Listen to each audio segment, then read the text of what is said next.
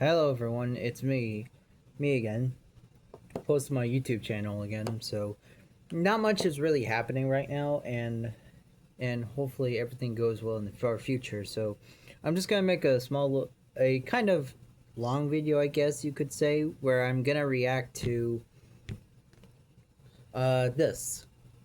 So, I was watching some Incredibles, the first and second one. The first one was great. The second one, it's mid. I don't know. Oh, and then one day when I was like looking up stuff about the Incredibles and stuff, I figured out about their whole National Super Agency super audiophiles. Now, I haven't seen them myself because these were on these were on like DVDs, like extra content and stuff, something I really liked about the movies. These like old movies, they had these like things like behind the scenes and stuff, but now they don't just do them anymore. So I saw this and I thought, hey, why not react to them? And I'm kind of actually experienced with the Super Incredibles and it's like lore and stuff from like books and stuff. So I'm gonna go through this. I'm not sure if like and also I'm not sure about like the copyright of this. I really hope this doesn't get copyright. I'm sorry if you're looking at my face for the most part because I'm not very I'm not very smart on how I could show you guys this. So once in a while I'll just show you the thing here, but hopefully you guys will be fine with this. And also, I just hope no copyright comes and hits me. So with that out of the way, let's get into this. Do we have to talk about the Thrilling Three? Yeah, yes, I was part of that group, and it was well-intentioned, a bit misguided. You know, let's face it wasn't really the Thrilling Three. It was really the Thrilling One plus two in Gazer Bean's mind. It was less than thrilling. Less than thrilling, that's good. Well, let's see. I started out in Arizona and then migrated over to Los Angeles, which was great. I had a great long run there. A lot of work to be done. A lot of superheroes see Los Angeles as kind of a launching ground, and to be honest with you, I didn't have a lot of places to launch to from there. The solar powered thing, it's sure, it's good for the environment, but it's not so good for me. It limits my ability, it limits my work hours. It makes me look like an idiot if something happens at night. You know, really, it's really hard when it's nighttime for me because I'm a rather social person. I like to dance. I like to go out to dinner, and if something horrible happens, my power's not going on because the sun's not out, and so it can be frustrating at times. Unless evil breaks out at a tanning salon. I'm done for. Okay, so that was the first file from this woman called Apogee. So apparently her powers from it says it right here. It says like the powers, weaknesses, and personality things. From what it says, she's basically a solar powered superhero. Oh, and apparently her weakness is absence of sunlight, clouds, and eclipse. So apparently she's not that very useful without like sunlight or really somehow to or like a heat source, I guess. Gravity control. What does that mean? Gravity control. How does that work? How does solar power connect with that? What, are you able to control gravity? That can mean so many things. I'm assuming like she can make herself like fly, I guess. Let's see. It also says that she was a former member of the Thrilling Three, which is gonna include like the other people here that I see. And it also says she's highly intelligent, quick-witted, but lacks tact. Okay, enjoys finding the faults in others. That sounds like me, because I do the exact same thing because of my autism. I can't help pointing out small details about people. Oh, but yeah, she's pretty much useless without sunlight, so it kind of makes sense why their group didn't work. Like I said, I know a lot about the Incredibles things, and I'm more or less just reading into this stuff, and I'm just giving my own commentary, and I really hope this doesn't get copyrighted. I'm really hoping so. So we have that. Now we move on to the next one. Ugh, ad. Hold on. Alright, next one. I am very independent. I don't need helicopters, I don't need airplanes. I can heat the air underneath me and lift right up, and I don't have equipment. The flames come straight out of me. What a waste. Some superheroes have equipment, and I think that's just a waste. You have to maintain it all the time. I just have my super suit, and that's about it. I like my independence. You know, the NSA knows that I'm very independent, and, you know, a team, you know, surrounding, you know, they do look after me, and which is good and everything. You know, they always have to keep an eye on me. I mean, I don't know why. I mean, I only light a couple of things on fire that I shouldn't light on fire. I mean, it's not my fault. I mean, it is very hard to, you know, keep everything under wraps. Sometimes my temper, you know, I can get a little bit hot-headed, but not much. I mean, when I think about things that kind of anger me just a little bit, you know, then boom, you know, the building lights on fire, and then next thing you know it, the hills light on fire, and then Frozone has to come along and you know, cool everything down, and then I have to be grateful and say, oh, thank you, Frozone, I really appreciate it. But, you know, he's really annoying. He thinks he's all that, and I do enjoy being independent. You know, they recognize that, and I love my powers, and, you know, I don't have to carry any equipment on me, and I really enjoy that. Could you say that again? Wait, what? Do you want me to say the whole thing again? I thought it was perfectly clear. You want me to go back again, the whole thing? I don't understand. Oh, okay. I am so sorry. I know what the problem is. I keep on forgetting which dimension I'm in. Wait, which dimension am I in? Okay, so she was a speedster. Okay, so this is Blaze-Stone, and she was talking really freaking fast. Now I've actually seen other people do like recordings of this, and one of the biggest questions I see people questioning about her specifically was did she had dimensional powers because of what she was saying?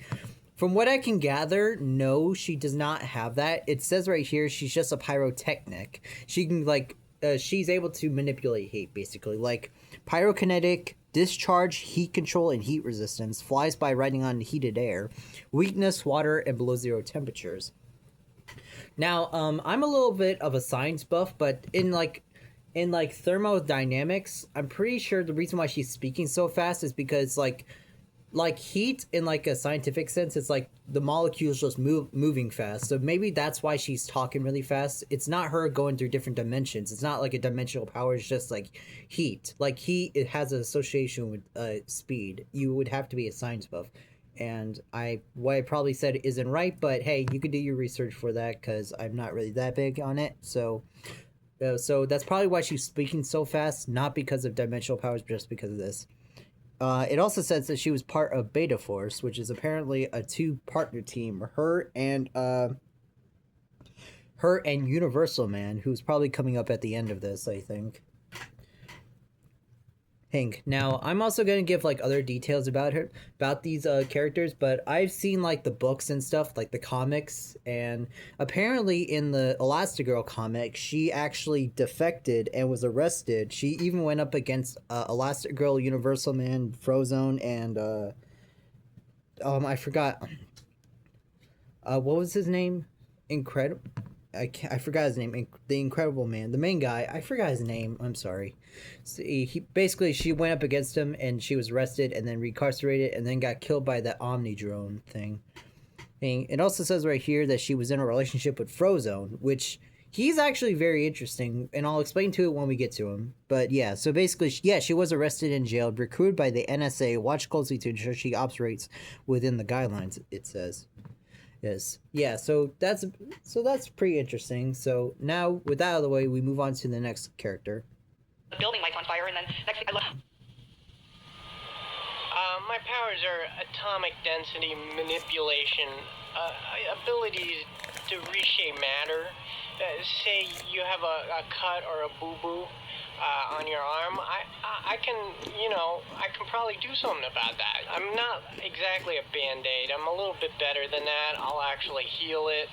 So I got my start in a doctor's office, actually. It seemed like a good place to start at the time, but it's pretty boring in there, actually, and I got a little tired of it. The doctors, they didn't appreciate what I was doing as much anymore, and I wanted something a little sexier, than just cleaning up wounds. So I thought I would try this whole superhero thing, see how that went for me. Currently, I'm focusing in on trying to reshape different materials into bicycles. It's sort of a hobby. I'm starting to gain some acceptance within the superhero community. I've gone to conferences and stuff, and at first I started in the back of the room, just sort of as an onlooker. Now I have my own, I have a table I get to sit at now. Some heroes talk to me. Especially if they want a bicycle. Okay, so this was Downburst. Or so his power, he seems to be more of a support hero, because apparently his powers are atomic manipulation, which is the ability to reshape matter, which actually kind of sounds pretty cool. Well, I don't think I've ever seen like superheroes like that. Maybe I have, I just never like watched enough to find them, but that's pretty cool. Well, apparently he can heal wounds, which is pretty cool. That's interesting. Reshaping matter and doing it in a way that like re-heals your wounds. That's weird. Well, not weird, just cool. Other things about it is like in the Elastigirl comic, he also created the Elastigirl's little not bicycle, like her motorcycle, which is pretty interesting. Also in this little description of his personality thing right here, I'm sorry for the blur, it says unrequited crush on Blazestone and dislikes Frozone. Do not bring up in conversations. Okay, so this kind of makes me question this guy because of a big thing. Was he a racist? Was he a racist? Like, he sounds like a chill guy, but was he a racist? Because it says right here, he dislikes Frozone and says, do not bring him in conversation. Now, I guess that's a bit of a stretch, but considering where the timeline of The Incredibles takes place, I wouldn't not doubt that this could have happened. It is a kid's movie, but it's also towards adults, so I wouldn't think, though at the same time, though, that Bob, there was his name, is friends with Frozone, but maybe not him. I'm not sure. I don't want to like make assumptions here. I'm just like pointing out something, which I'll get to when Frozone comes, but it seems like Downburst didn't like him, but that could just because he may not just like him as a person, not because of his skin tone, but like I said, The Incredibles took place like in 1970 or something, which racism was still there, so maybe not, maybe so, maybe not, I'm not sure. But it seems like Downburst was more of a support character, as he didn't really seem that strong. Even his strength is very low in his power chart. And nothing else other than he's continuing to train, and then he died, I guess. Yes, well, they all died. An onlooker, and Right. if they... At Kroger, you can save up to $1 per gallon. Sorry. I hate the ads. I freaking hate them. Alright, next one. Stupid ad, get out of the way, please. they want a bicycle. Alright, next one.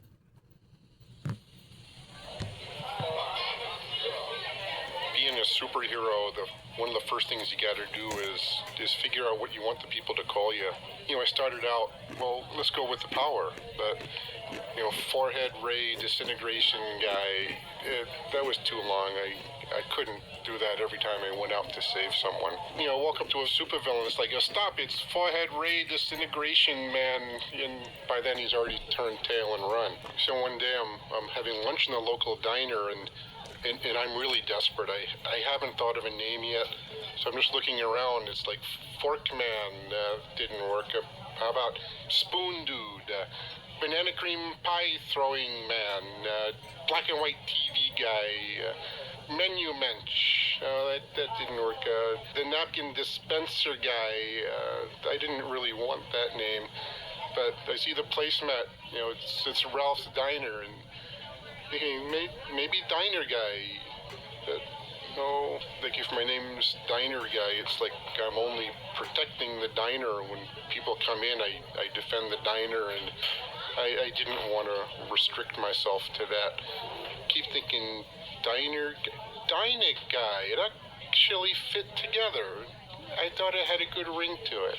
So I started saying it to myself. It was like dynamite and dynamo and dynamic and dinosaur. They all sort of meant big and powerful, and I just think all those words, they really sounded dynamic, which you put them together and you get me. Okay, so Dino Guy seems pretty funny. He also, by the way, if you're earlier ago you saw me walking by and stuff while listening to Downburst, that was because I was feeding. Sorry, I had to feed my bunny rabbit. Sorry, Like here he is right here. Here's my bunny. He's eating right now. I'm sorry. Yeah, he's right here. So if you wonder why I went up, I had to go feed him. So yeah. Anyways, but Dyna Guy, so he's able to shoot a ray. He can fly with his gauntlets and stuff, and he was one of the many superhero cape deaths, which pretty interesting. So yeah, after his death, apparently he was replaced by a Gazer Beam. Apparently, and it also says in his it also said that his personality, he was impulsive and reckless, which, I mean, that does probably make sense, but like I'm not in the scene where it shows like him getting killed by his cape. It got snagged on something, but we don't see what it was. Like, what did it get snagged on? And of course, and it says his repulsion gauntlets are being reassigned to someone, though probably a superhero that's not alive anymore. But okay, so we have that. That's Dyna Guy, and he seems like the pretty chill for the most part. But yeah, his power type is high. Strength is low. Endurance is low. Intelligence is super low. Agility is up, and indestructibility is low. Okay. Hey, I'm sorry, like, you have to see this, but, like, I'm not very good at, like, setting up I don't know how to show, like, what I'm seeing and stuff, and I'm hoping that audio is picking up very well here, because I have them, like, set right next, my two phones sitting right next to each other, so you could hear it. So, that's him, and let's move on to the next one.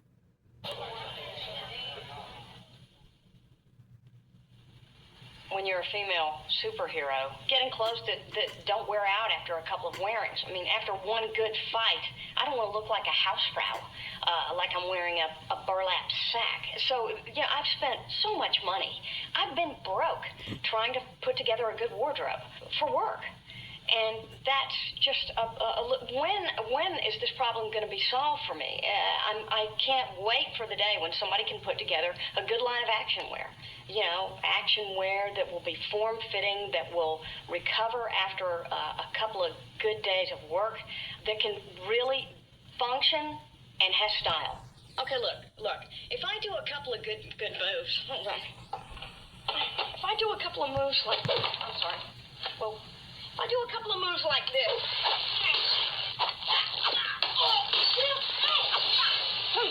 I'm sorry. Like that. I mean, look at the underarms. My armpits are like practically down to my knees. This is like very, very unattractive. It's like bagging out around my hips. I was looking nice before, and now maybe I'm as big as a house in this thing. Hey. Well? Is there somebody out there? I mean, is there any like good wardrobe designer? I might know someone who could do it. Help! I'm looking for a little help here, okay? Name's Edna Mode.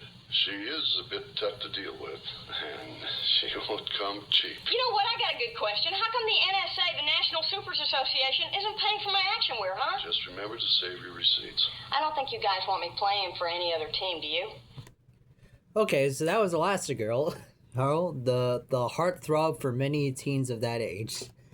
I'm not joking. Most of my like classmates who talk about like Pixar or whatever, whenever they talked about Incredibles and talked about Elastigirl, boy did they have hearts in their eyes. I'm exaggerating, but you know. All right, so yeah, so this little Elastigirl, well, she was basically aggressive go-getter in her personality and reliable, though she refused to lead a new super team. It makes sense, and she was pursued by many supers, though preferred her freedom and therefore was a heartbreaker, but somehow she fell for Bob. And it was kind of interesting to see their dynamic kind of switch. Bob talked about wanting to settle down and have a family, whereas Elastigirl during that time wanted to continue on with her hero stuff. Yet when they did get married and settle down to have kids, the roles switched. So that was pretty interesting. And it also talked about her switching teams, which, like I said, this was taking place in like 1970 and stuff. The Incredibles timeline is kind of tricky, but it said, I'm assuming this was in 1970, which was during the time of the Cold War, or the USSR, or were against each other, basically. Where the US and Russia were against each other, which I don't know if she was actually going to say that, but maybe she was just saying that Well, I'm sorry. Hey, let me rephrase that. I'm not sure if she actually meant that or she just meant like switching to a different like program for heroes or whatever, or than the NSA. But whatever the case, she definitely wanted to lit a fire under their butts, but it's because of her wardrobe problems. And also her power of elasticity. That's I don't know. I feel like that power doesn't really get much seen in like media that much. Like elasticity as a power. There's like only like so many characters that use that, and one of them is from an anime, One Piece, with Monkey D. Luffy with his elastic powers. But yeah, though I'm assuming she can't actually inflate her like body parts. She can only like stretch them out, but maybe she can. I don't know. Oh, but yeah, that's Elastigirl. Now we move on to another one. And also, sorry if you don't like seeing me eat, but hey, I'm here for the cinema. Next one. Safelite can do. God damn it. Sorry about that. I freaking hate the ads. Alright, next one. You see, when one is a superhero, there's a certain catalog of expectations that are incorporated with it. Say, the physical appearance. Yes, I stay in shape. Yes, I have the colorful outfit that goes along with it. But you see, what is inside? The perception, the sensitivity, the foresight, and the psychic awareness are what is important, what makes us different, what makes us transcend mere knocking about. Yes, I can mix it up. Oh, I can fight with the rest of them. I can knock 3 people through walls if I have to. But why do that when through the process of the mind, you can avert conflict before it happens? I can make you perceive that I am beating you up without even touching you with rapier intellect. Quite frankly, there are lots of things that come along with being a superhero, the whacking, the battering, that I find quite unpleasant. And frankly, it's the germs. They're everywhere, and they're so small, and saliva, and blood, and bits of bone, and tooth. There's a lot of supervillains. Frankly, they're not clean people. They don't take care of their hygiene. I mean, you punch a mouth and who knows what's on you after that. If cleanliness is next to godliness, then ungodliness is dirty. I can deal with a messy psyche, but I cannot deal with a messy bathroom. I mean, why can't people just clean up once in a while and wipe a sink or they leave hair? Don't they see it? Don't they see the scum building up? I mean, it is just a nightmare that you walk into someone's bathroom and they have not touched it in months. We're scrubbing. Are we out of time? Okay, so that was Everseer, and he sounded pretty interesting. He kind of had a funny voice, which is pretty funny. Also, by the way, my rabbit was cleaning himself, so if you wonder why I was looking down and pointing, that was because of that. So yeah, this is Everseer, and we definitely have something in common. We hate germs, or crazy stuff, messy stuff. You do not understand. When I was in high school, we had some of the messiest bathrooms. People would just leave toilet paper on the floor, and there would be freaking poo on the floor, too. Like, in their mind, why? Why? It wasn't just like a small stain. No, there was little crap on the floor. Or I can understand where he's coming from for being a germophobic. But yeah, his powers are basically telepathy and clairvoyance, weakness to mind-reading animals, especially squirrels. I could just imagine me having that power and having all my animals talk to me right now. Like, my rabbit could be saying something in his head that I probably wouldn't never hear. And then we also have my hamster over here. But yeah, it seems like he was also another one of those support types. It says he was part of the Team Fantasmics as the leader, and apparently Gazerbeam, I think, was also a part of this, but they didn't see eye to eye, which was very funny because of their powers and how they look. Look, with Everseer having his eyes closed. And I'm assuming the reason, and he also had high intelligence too, and apparently he can, with his telepathy, he can basically damage you without him even touching you, which is pretty interesting. And an interesting fact about him was was like I said, there were comics that were made by Boom House or something, and but they were canceled, and their canonicity was up in the air because of the Incredibles 2 movie. But apparently, Everseer foresaw his death in that one, and his brain was taken by another evil villain, and which was kind of sad to hear. It's like, imagine just seeing your future and not like being able to avoid it, even though he had clairvoyance. Though there was also a theory in the comic that talked about them, that they believed that maybe he foresaw his death but decided not to try to change it because he also saw the defeat of the villain syndrome, and which is pretty interesting, and it does make sense because with clairvoyance, usually when it comes to clairvoyance, it's like they have the thing of they can only see so far in the future, but really there's no like limit on this clairvoyance, and we're not really given much of detail on it. Yeah, but whatever the case, it's more or less that he probably wouldn't survive the Omnidroid because he was more he was basically more support, despite the fact that he was the leader of the group, which was kind of interesting. A more support hero being a part of being the leader of a group. So yeah, that was interesting. And with that we move on to the next one. Please don't give me another ad. Please don't give me another ad. Okay, we're Frozone. I've had some mishaps as Frozone, but generally I've learned how to take, lemons and make lemonade. And I've been able to do some things for people that, possibly would have turned out quite badly had I not been there. I've gone on vacations with friends of mine who were looking forward to a great ski vacation, and we got there, snow was melting. Hey, I was able to go out and make that happen. I'm like the human Zamboni. One day, I must have been, I don't know, maybe 1.5, 2 years old, and I had a glass of Kool-Aid. And I really wanted a popsicle. And in my mind, I was thinking, popsicle. Next thing I know, Kool-Aid was frozen in the glass. I was like licking it. And from that point on, anytime I wanted to freeze something, I just thought about it being frozen, and it was frozen. I was elated. I'm a superhero because that's who I am. If it was possible, I would love to just tell the world who I am and let them know. But then I'd have no privacy.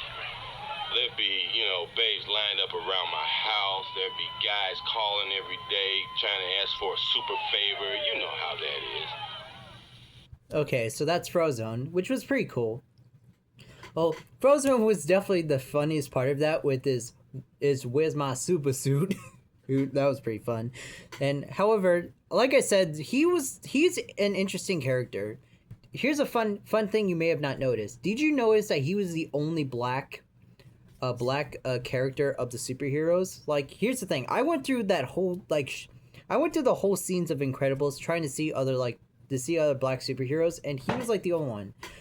And he was the only one. I'm pretty sure in the Incredibles 2 they had one also, but I'm not sure because I haven't seen it in a while. But it was interesting in the first Incredibles that he was the only black superhero. Oh, and also, like I said, which kind of makes sense if you take into the account of the timeline of it. Now, like I said, this is a kids' TV movie from Pixar. It can't really just show things of bad, like things like racism and stuff, but like it could still imply it, and the timeline of it being in 1970 makes sense because racism was still there back then, though I'm pretty sure it started to improve. Otherwise they probably wouldn't allow him to be a hero.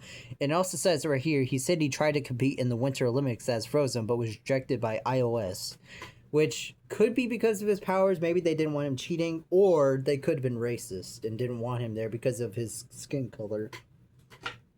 Like I said, it's pretty interesting, and I do believe maybe maybe they allowed him in because he had superpowers, and maybe they weren't racist. Even, I'm not trying, though, and really the only person that was friends with him was Mr. Incredible, and of course there was also Downburst, who I explained earlier, that said that didn't like him, but whether or not that was because of him being black or not is up in the air. But hey, it was just an interesting thing. I'm not trying to make like assumptions. You guys can come up to it for your own.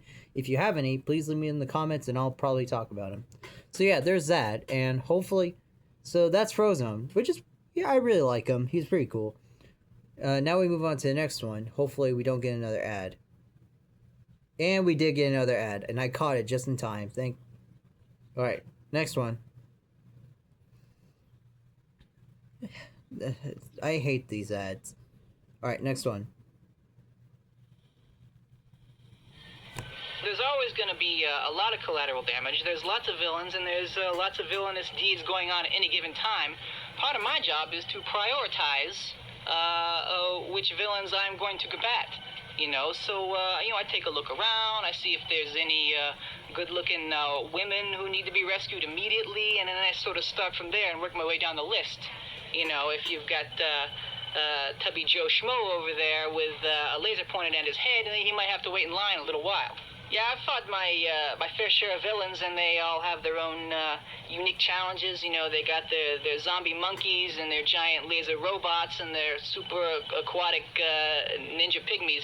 But I tell you, once in a while, the real kicker is I get these dames, man, these dame villains, and they got the curves and the hair and the big eyes, and boy, those ones, they're really, really hard to kill. Especially the ones that they come up and, and they're looking at you and you're looking at them and you feel that simpatico, like she's digging you and you're digging her, digging you, and boy, you really got to take a jog around the block real quick and, sort of get your concentration back, compose yourself, because, you can't get distracted by these sort of thoughts when you're going up against a super villain. That's one of the hard parts of the jobs, when you come across a dame who's really something to look at, and you just got to let her have it because she's a villain. Yeah, those are the bad days. Holy crap, this guy was a handful. Well, so apparently this guy's name is Gamma Jack. And holy crap, this guy is overpowered. Controlled radiation bursts from focus burns to complete disintegration. Holy crap. This guy, how is this guy a hero? Oh, and the fact that he's like the only hero in this that has said that he kills his opponents, and he's a literal horn dog here. He prioritizes like beautiful ladies and stuff over frickin' and other people and working down the list. Yes, and he also talks about collateral damage. What the heck? And it even says right here, NSA recommend close A-level monitoring, and prone to tyrannical and megalomaniacal impulses, believed superb to super speed superior race. Who know? I didn't even think that the Incredibles predicted the boys for who knew they predicted I forgot his name. I forgot his name. And what? How did I forget the freaking evil superhero name? And when he's talked about so much, what was Homelander? How did I forget that? I don't know. Who knew they predicted Homelander? Though he doesn't have this almost all these things. He probably does. He is like insane, I guess. He also says he's a picky eater, which. I mean, I'm a picky eater too, but I'm not sure like if we're on the same wavelength. I just don't like foods that have a bad texture or don't smell how they look. But wow, and like I said, this guy's powers is insane. And also, how the heck did he die to an Omni droid? How? That doesn't make sense. He could probably nuke that thing. There's no way there's like a metal that Syndrome could have used that could be resistant to his powers. So maybe they killed him in like a different way, not from an Omni droid, but it shows that it showed like in the clips of like the scene where Mr. Incredible goes through the like clips. It shows like it shows him being killed by one maybe, but like I don't want to believe that. It is possible maybe he didn't die to one, maybe he did survive, which would be very incredible. Some of the people who did like videos on this, they talked about him being like a great villain to use in like a sequel or a hypothetical sequel. It's probably never gonna happen, but hey, the missed potential's there sometimes. But yeah, Gamma Jack is weird, though it is possible that maybe he was seduced by that white hair chick that works with Syndrome, and maybe they killed him that way, which would make sense considering the type of person he is. But yeah, like I said, I don't want to believe that he was killed by a simple Omnidroid, because how in the world would that be possible? The only way I could see that is if he was seducted to the point where he was able to be killed off by one. But I feel like he would see it no matter what. But whatever the case, that's Gamma Jack. And also, apparently, last thing here, it says he was originally known as Handsome Jack. Talk about having a huge ego. Alright, so we move on to the next one. Please don't be another ad. I think the question I get asked the most is what happened with the Thrilling 3. It was working fine for me. That I have no problem working in groups. I think we were very successful. I think at times we may have been among the best, but a team is just that, a team.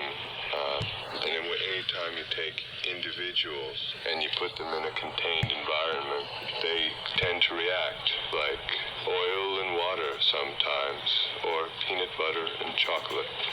Although peanut butter and chocolate does taste good together, so that's actually a bad example. I quite enjoy that. I think the thing I get asked about the most, of course, is my laser vision. People tend to think it's a real picnic to have eyes that shoot lasers, but believe it or not, it's had its disadvantages. If I look at anything too intently, it tends to burst into flames, which can be a real pickle in a relationship scenario. When you're conversing with somebody, a normal person would be able to look them square in the eye. I avert my gaze, which is often interpreted as disinterest, or rather daft or stupid, which couldn't be farther from the truth. I'm a man of culture, a man of passion, and I would say a man of humor, which is not widely known. On the outside, I appear calm and cool, perhaps even collected, but on the inside, I'm guffawing away on the steamship of hilarity. I'm not sure if that made very much sense. Okay, so that's Gazerbeam, the skeleton you saw in that scene in the cave. And from what it sounds like, he sounds pretty dull. He seems like a nice guy, but he sounds really dull. And it says right here in his personality sheet, he has no sense of humor, but he also said he had humor. What's interesting about him is like how like he got interested when he talked about peanut butter and chocolate together, and then after that he went back to his dull tone. Though it's also kind of sad in his situation, because maybe he doesn't lack he probably lacks social skills, which would make sense, because for one, I don't know, it's most likely that he's not like suffering from anything, but maybe he does, I'm not sure. But back in those days, like, and also due to the fact that his power is like laser vision, but the thing is, based on what he was saying, he said that if he focuses too hard on something, it will catch on fire. So he probably couldn't look at people in the eyes, because if he focused too much on them, he would probably burn them. It sounds very sad. And also says he was a lawyer, which is pretty interesting. There were some behind the scenes that they did behind the scenes of like clips that showed him in a memorial after his death and stuff, that talked about him being a lawyer and stuff. And he was very interesting, as he was part of the team, the Thrilling 3, which had the Flange and Apogee. I can't pronounce her name right. So yeah, that's weird.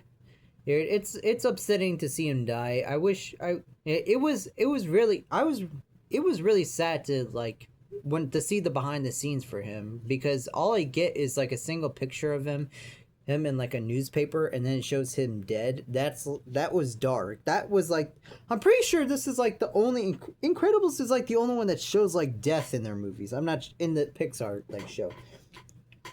Well, I mean, I think there's like implied deaths, I guess, but like I'm talking about like fully showing deaths, like guys exploding in those chopper things, like, oh, geez.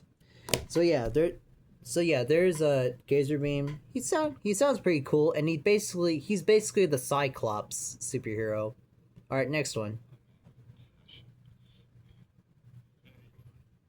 All right, next one is Hypershock.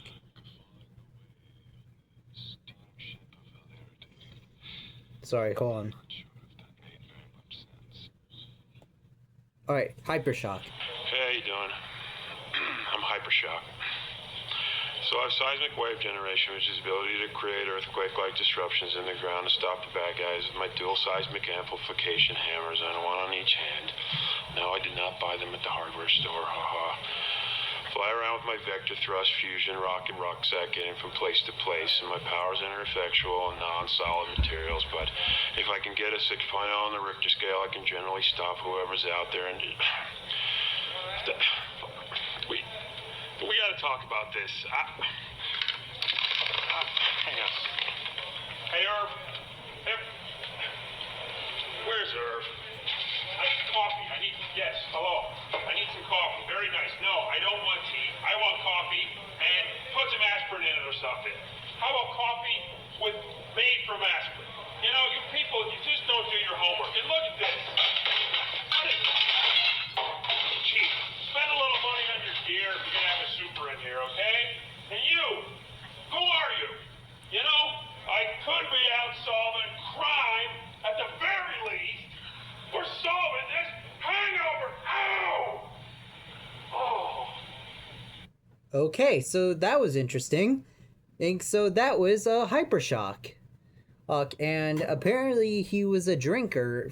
It says right here he has a fondness for drinks, which, I mean, the drinks could be anything. He talked about coffee, but it seems like he was more or less about alcohol. But yeah. Anyway, so Hypershock. Okay, so besides that, I mean, I'm not gonna stop a person from drinking, but like when they have that type of personality, I feel like this is a superhero I do not want to be saved by because they could be having a bad day. So his powers are seismic wave generation, which is basically to create earthquakes, which pretty interesting power. I haven't seen many of those superheroes. Usually like superheroes that do that, it's not the power direct. They don't have that power directly. Like I'm pretty sure maybe like Superman could like hit the ground with his super strength to cause one, but that's like his super strength doing that. It's not like you actually using the power directly of seismic wave generation. But it also says he has a bad temper, which with the video right here, it definitely sounds like it. So there's not much I can really say on him other than, yeah, this is a superhero I probably wouldn't want to be saved from because he might have a bad day. So with that out of the way, let's move on.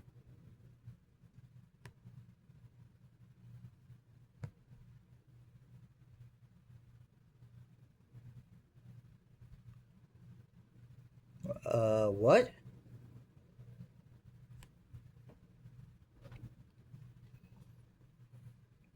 Okay, hold on. Something went wrong. Hold on.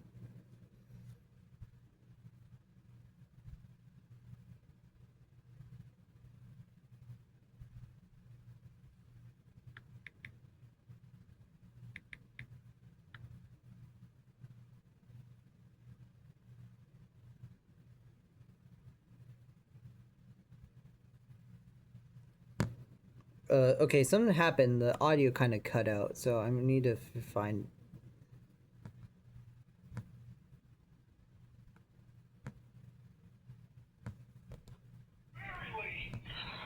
Audio file. Sorry. We're solving this hangover. Ow! Oh. Alright, next one was Macroburst. Macroburst audio file incomplete. Damage during mission. Audio file for Macroburst mission recovered, but determined incomplete by NSA Division Delta. Okay. What? That was interesting. Okay, so this person's called Macroburst. Here's the, thing of it. Okay, so apparently his audio... Well, hold on. Their audio, sorry...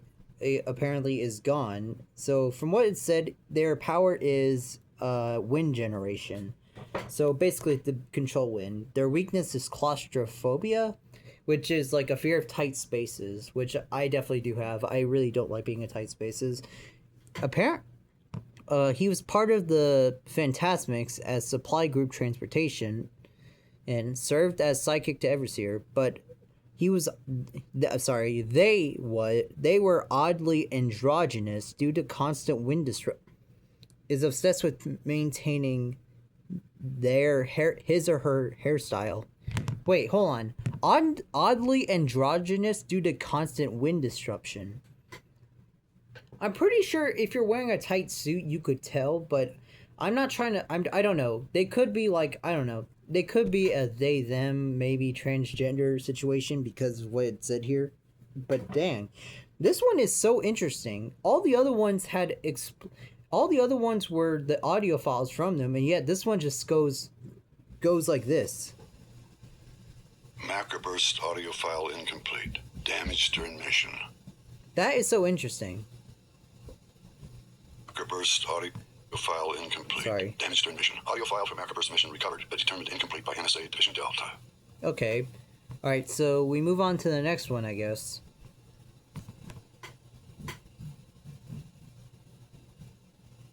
Audio file from Metaman found missing. Assumed confiscated during surprise attack by Baron von Ruthless. Okay, that was another one. What the heck? Okay, so this was Metaman, but I think I saw him in like a scene with an elevator where his cape got caught again. Well, not again, just another cape death. But holy crap, this guy has all the powers: flight, super strength, X-ray vision. Holy crap, this guy was basically a freaking jack of all trades. Aids of superheroes. Personality indecisive, deeply committed to hero work, compassionate. Has requested the meta group overseeing all superhero teams. Request to put it under SA review. Died in action. Suit malfunction. Dang, yeah. So how did he die? How did he die from that?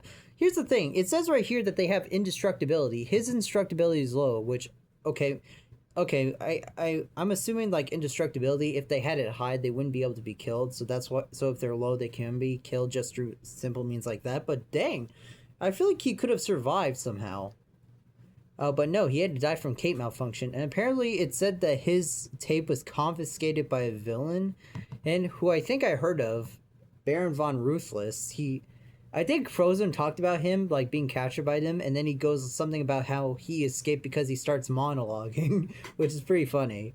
Hey, imagine you being a superhero, finally gaining your arch nemesis, is only for them to escape because you monologue too much. That'd be Megamind, basically. Actually, I think Megamind did that once. But yeah, there was that. Alright, so that was Metaman. And now we move on to the next person. You know, some superheroes, they pay attention to their look when they're first breaking in, but then they get a little notoriety, they get a little sloppy. I mean, I don't want to name names, but okay, the Flange. You remember the Flange?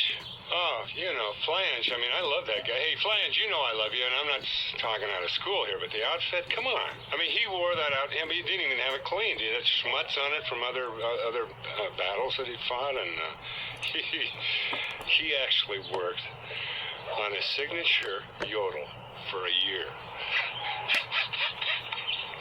A superhero yodel.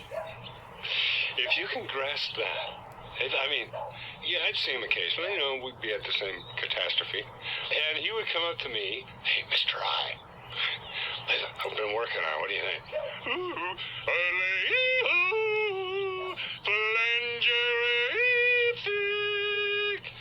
I mean, is that disgusting or what? Pull yourself together, Brother Flange. You're representing something here. It was embarrassing. It was a waste of time. And quite frankly, it was denigrating to the profession. Kids cannot look up to a yodeler. Okay, fair enough. But like, dang, Mr. Incredible didn't have to go on Flange like that. And so yeah, that's Mr. Incredible. And apparently, for him, near invulnerability and mega strength, and ability to sense imminent danger. That is pretty interesting.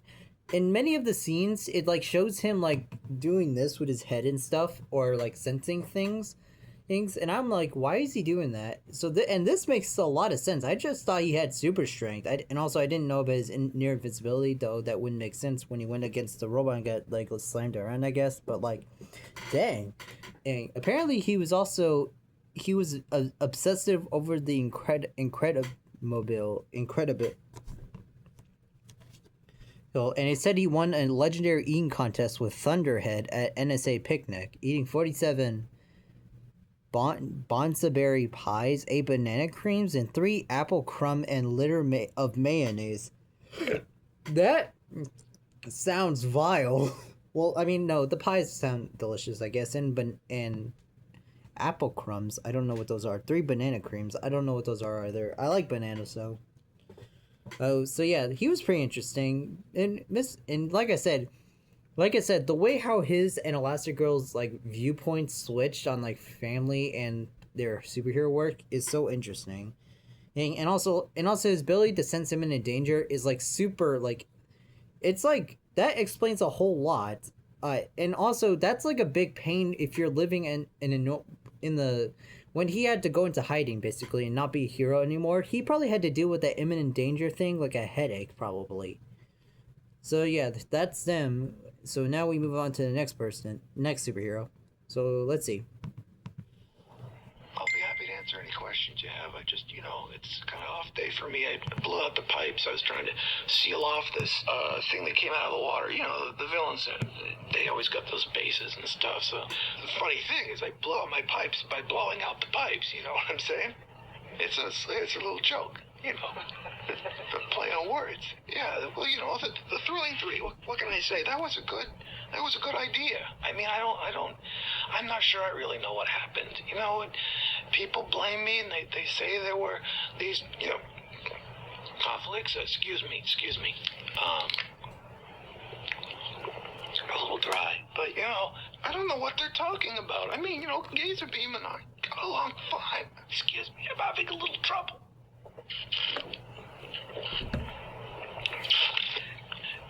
It was a democratic situation. It was good. I don't know what people are saying. Excuse me.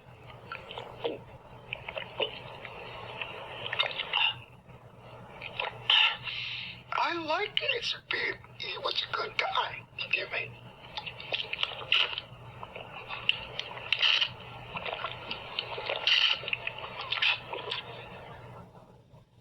Okay, so that was the Flange, or however you pronounce his name. But yeah, that was Flange, and apparently he was a yodeler, and his power is his. I don't even know what that means. I don't even know what. Hold on. What is the use of sound communication to confirm an action guide in real time? His weakness is sonic feedback and laryngitis, which is something that has to do with your throat, I'm pretty sure. I'm sorry, I'm not very big on that stuff, so... Whoops, sorry. So yeah, that was Flange, and it seems like he didn't get much respect. Demands respect he doesn't earn. Selfish. Never embraced by the public. That's kind of... Okay, so he's very so-called selfish, but it's shown that he never was embraced by the public, so his selfishness maybe comes from that, probably, which is pretty sad. And also, he's a yodeler, so there's that. Or not yodeler, an opera singer, sorry. And apparently he discovered his power while selling peanuts at a ballpark, which... I'm not sure how you did that. I'm not sure how you did it, but maybe you were just singing and it just happened. I don't know. Oh, but it's kind of upsetting to see that. And the fact that he was losing his power basically due to laryngitis is probably the worst thing that could have happened to him, and he was killed by another one of the Omni droids. That would be very terrifying. Like, imagine losing your superpowers and having to face them in a death because of that. So that's the Flange. Now we move on to the next one. Walmart Express Delivery gets you game day essentials. Sorry. File for Plasma Bolt erased in. Sorry, I don't want to get copyright for the ads. Next one. Audio file for Plasma Bolt erased inadvertently due to Plasma Bolt's electromagnetic aura. Scheduled to re-record. Okay, so we have another one that's not shown. Okay, so Plasma Bolt, apparently plasma wave emission. That's pretty cool. Electromagnetic energy captured by antennae transferred through hands, files using okay. Obsessed with the outdoors, secret identity, forest ranger, adamant about separating hero and civilian identities. Okay, so there's not much I could say about her other than she's actually very... Well, I mean, I could actually say a lot, but she's not very interesting outside of certain things. But, like, the fact that... Here's the thing, and she is the only one of, like, the whole superhero group not confirmed by death by Capes to not been confirmed killed by an Omnidroid. But this is kind of tricky because of how the setup of it happened. Basically, if you remember the scene of, like, where the Project Kronos was being shown when Bob was looking at the like people who got the superheroes that got killed, there have been many like cutaways that don't show all of them dying, so it's possible that she was one of the people that died from it, but just was not shown. Though there is a chance that she could have possibly survived. As I said, as stated, Bob was able to escape being killed by Syndrome.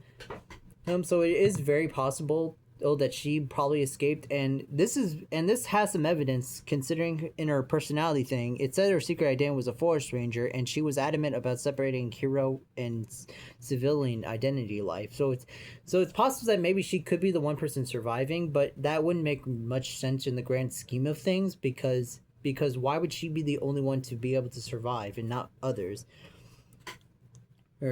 And also, here's the thing I don't understand about like superhero identities. Yes, usually like superheroes like maybe wear a mask, but I'm pretty sure I can identify you just from your face alone, like how you look. Like that's the thing. It's kind of like in the Miraculous Ladybug with things like Ladybug and Cat Noir. Like if I saw your faces and I saw the matches up, I'm pretty like for them they had an in-universe reason with quantum masking, but in this case, like if I saw your face, I'm pretty sure I would be able to identify you just from that. But yeah, well, I mean they're like wearing the whole face mask, but I'm pretty sure the bone structure of your face I can identify if I just match up two pictures.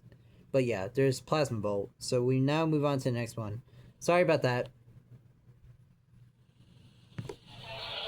So in high school, that's when I realized I had the ability to possess other people, to send psychic waves to other people to get them to do things that I really wanted them to do. I had a crush on the quarterback of the football team who was also my best friend's boyfriend. I psych waved him into asking me to the homecoming dance and breaking up with Shelley. And the more I practiced it, the shorter amount of time it took. You know, I could just sort of look at someone or look at a picture or see them passing by and think this thought or this action or whatever, and it would just happen. Never really used it to harm people except for all those girls I made the guys break up with because I wanted to date them. Kind of freaky, actually. Yeah, pretty freaking creepy.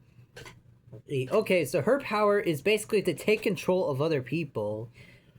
Well, just from seeing... She can do that by just looking at them or seeing a picture of them. That is very creepy. And also, she definitely is one of the more morally ambiguous, as she even said that she took control of her friend's boyfriend to break up with her to be with her. And inability to solve their own problem. Frustrated, former psychologist with Everseer, frustrated by clients' inability to solve their own problems. And occasional paranoid tendencies. When it comes to that first part, yeah, because not everyone can solve their problems so easily, even when they're not at your, like, IQ level, lady. And also, you need to fix your own. Well, I mean, you're already dead. And also, an interesting thing, on the wiki, it said that she was killed, but her Syndrome never found her body, which doesn't make sense, because how the heck did she got killed by the Omnidrone? So I'm assuming, like, the wiki got something wrong there, but, like, what, because, like, that doesn't make sense in the movie, but hey, to each their own. So yeah, this Psychwave, definitely creepy. And she, along with Gamma Jack,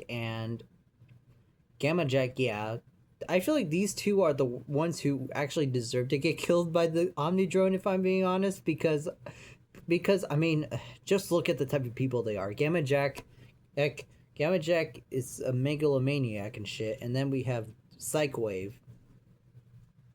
And so yeah, moving on.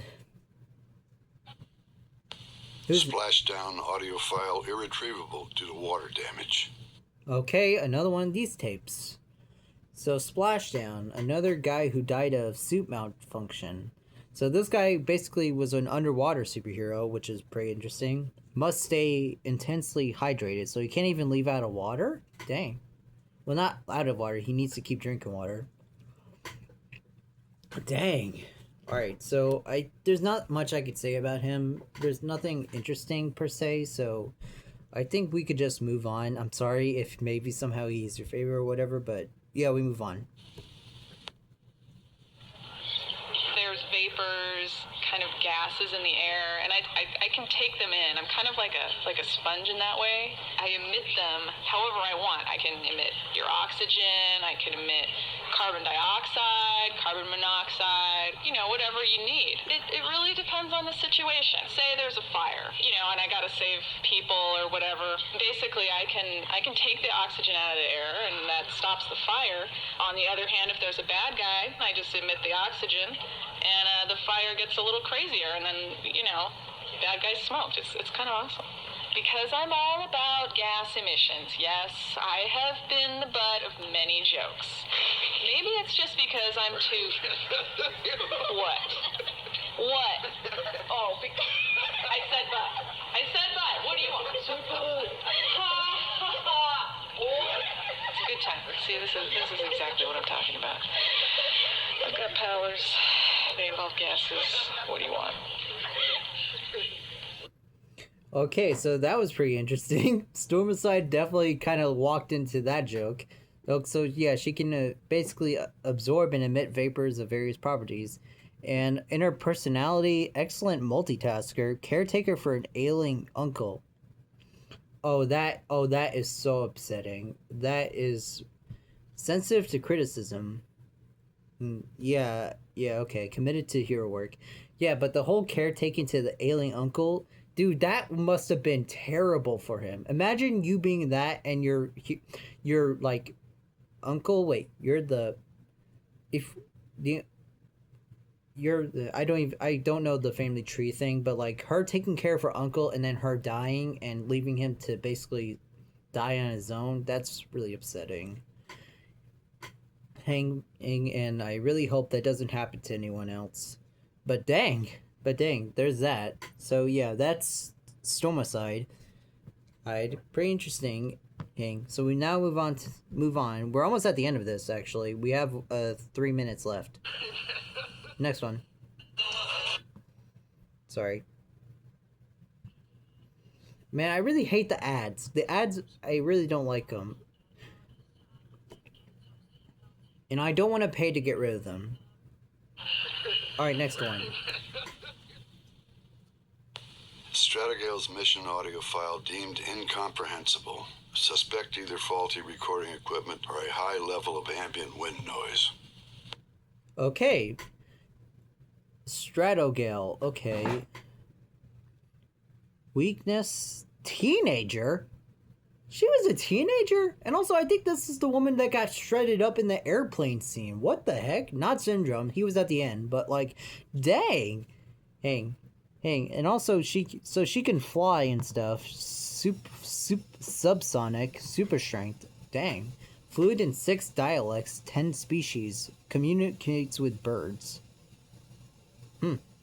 Died in action. Suit malfunction. Yep. Okay. Wait.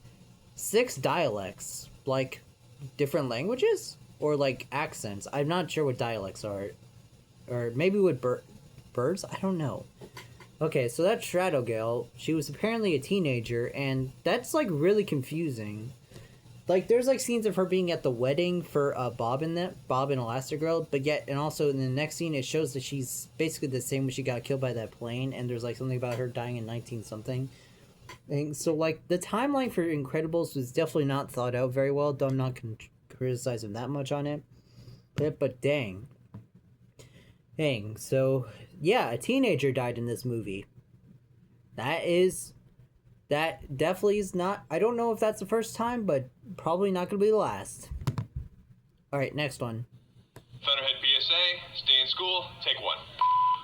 Hello, kids, this is Thunderhead. I wasn't always a superhero, but now I am. And I didn't graduate. I thought I was trying to tell him to graduate, wasn't I? Hello, kids, this is Thunderhead. Please stay in school, otherwise you'll wind up like me. That's not right. I don't know where I'm going with this. You told me there was going to be a script or something. Well, I don't read.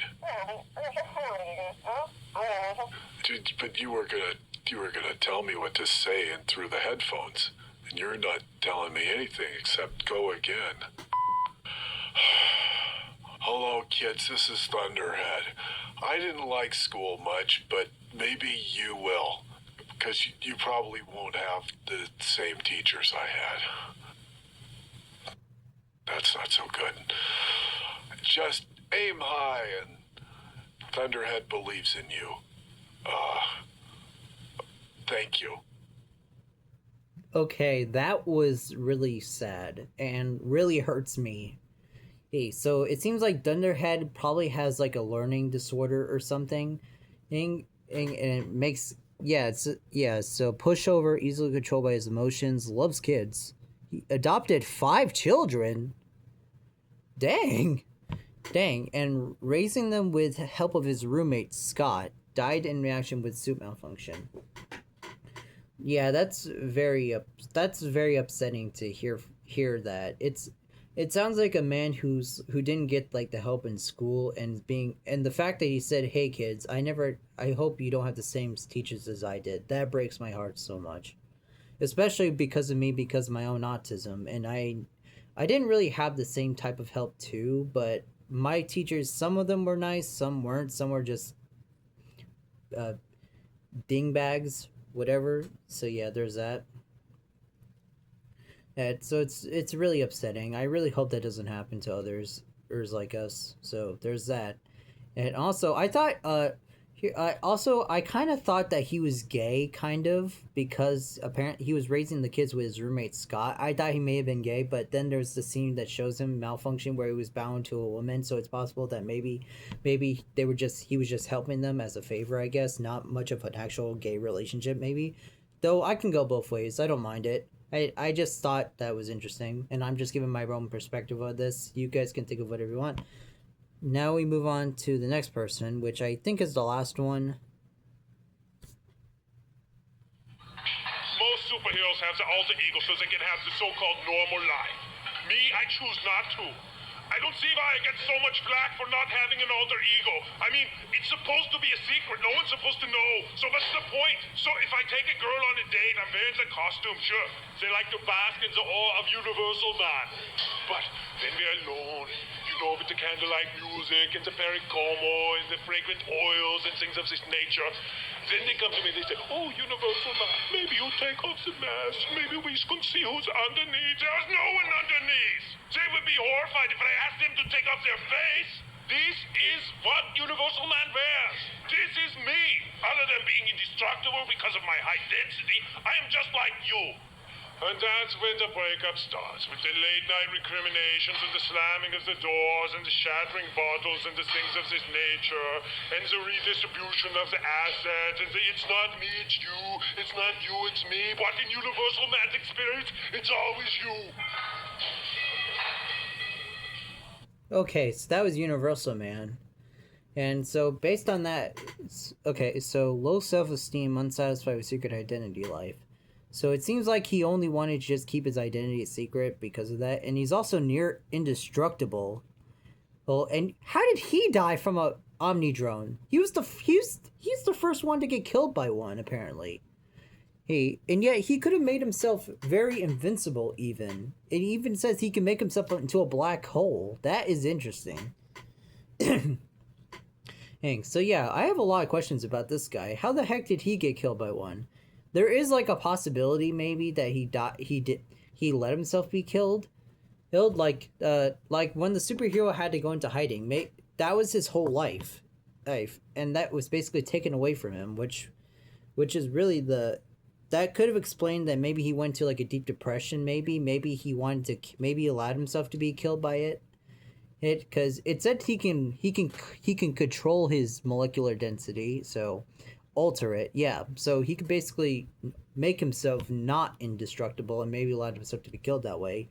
And it definitely makes sense of a tragic hero just dying of their own free will. Well, because like there's like if he actually was trying to fight, he would have made himself just near indestructible and probably fight the Omnidroid. And it was the first version, first. So I don't know how the heck he died from it. But yeah, that was the whole audio files. Like I said, I really hope no copyright strike hits me for it, and I really hope that this video does well. I'm not trying to like be big or anything. I just do these vlogs to just to have a recording of me. I don't really have much to do, so that was the audio recordings. I kind of gave my perspective on them, and I'm sorry for the fact that I'm doing it like this, like showing you my phone through this. I'm not very tech savvy at showing the pictures. I will have to probably learn someday, but yeah, I really hope you enjoyed just watching this and stuff. It's nice to do a simple video like this that feels like authentic and not like stupid or anything, or like fake. And I hope you yeah, so I hope you guys enjoyed this, and yeah, so yeah, here's my bunny Peter again, and hopefully you enjoyed this. I probably should just had him set up with me, but he doesn't like being in my lap so much, and sometimes he gets freaked out.